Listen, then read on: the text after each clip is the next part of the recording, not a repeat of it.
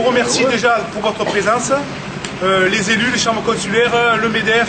Sincèrement, ça fait chaud au cœur de voir que les collègues de Béziers ne sont pas tout seuls et qu'ils peuvent compter sur votre soutien. C'est vraiment une très bonne chose. Aujourd'hui, ils en ont besoin, nous en avons tous besoin.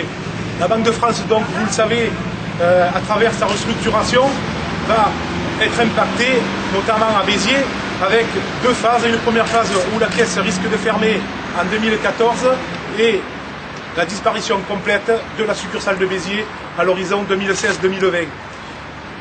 Dans le projet qui est proposé par la banque, on a, grâce à l'expert, pu regarder un petit peu les chiffres et la banque propose le maintien de 9 antennes économiques de la dimension de Béziers. J'ai compulsé les chiffres et Béziers est loin d'être ridicule par rapport à son activité, bien au contraire. Sans compter l'aspect démographique. Vous savez aussi bien que moi que l'aspect démographique joue pour une part importante.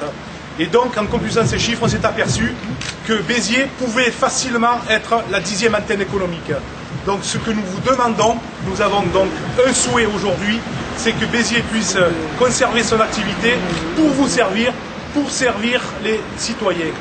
Donc, c'est important pour nous que vous puissiez continuer cette mobilisation avec nous, auprès de nous, pour représenter Béziers. Et ce que nous proposons, c'est que de peut-être réfléchir à faire un courrier, puisqu'on a des réseaux un peu internes qui nous font dire qu'il faudrait qu'on se rapproche du Premier ministre.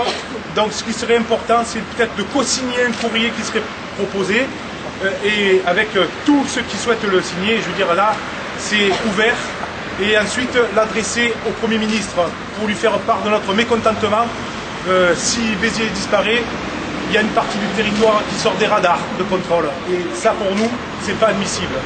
Et à ceux qui nous disent que la Banque de France doit contribuer à l'effort national au niveau de sa restructuration des services publics, nous répondons que la Banque de France a déjà donné.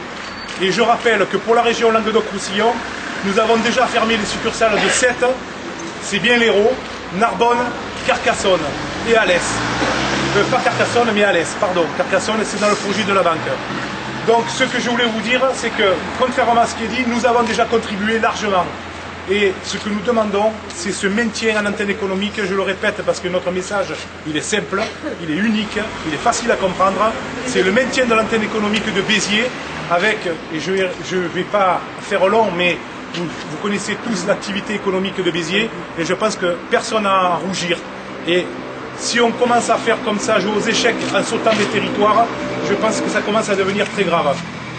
Les informations que nous avons nous disent que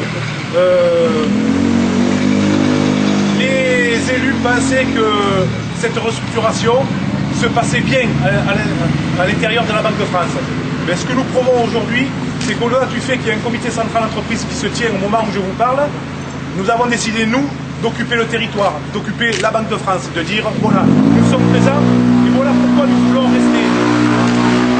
Simplement, ce comité central d'entreprise aujourd'hui va restituer l'expertise qui a été faite par le cabinet Secafi. Et dans cette expertise, on peut dire, nous, aujourd'hui, c'est que c'est justifié ce maintien de l'antenne économique de Béziers. Voilà. Donc,